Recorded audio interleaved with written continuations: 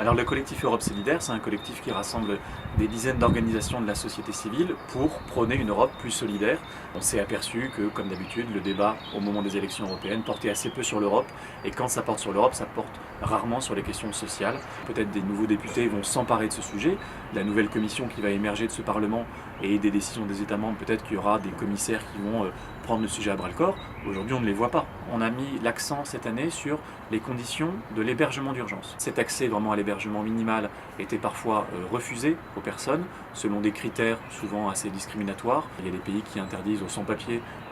d'avoir droit simplement à un toit sur la tête sous forme d'hébergement d'urgence. Des pays comme la France qui mettent en œuvre des critères très restrictifs selon les territoires, où on ne prend pas les femmes enceintes si elles n'ont pas plus de 8 mois de grossesse, on ne prend pas les familles avec des enfants si les enfants n'ont pas moins de 3 ans, on ne prend pas des personnes si elles ne sont pas très malades avec des certificats médicaux disant que leur vie est en danger s'ils restent à la rue, alors qu'évidemment, vivre à la rue est un danger évident pour tout le monde, quel que soit son état de santé, son âge, etc. Même quand on a accès à des conditions d'hébergement d'urgence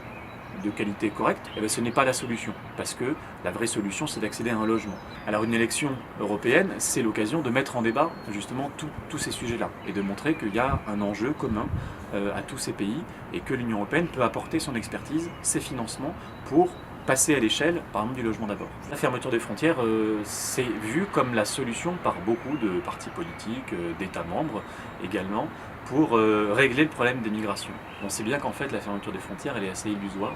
dans le sens où plus on ferme des frontières et plus les personnes passent dans de mauvaises conditions, mais ils passent quand même.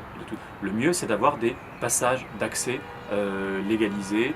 pour les personnes qui voudraient venir dans l'Union européenne. De toute façon pour les personnes qui viennent, quelle que soit la manière avec laquelle elles peuvent parvenir jusqu'à notre territoire, les accueillir dignement, c'est simplement les obligations internationales, à la fois pour les demandeurs d'asile, qui puissent faire leur demande d'asile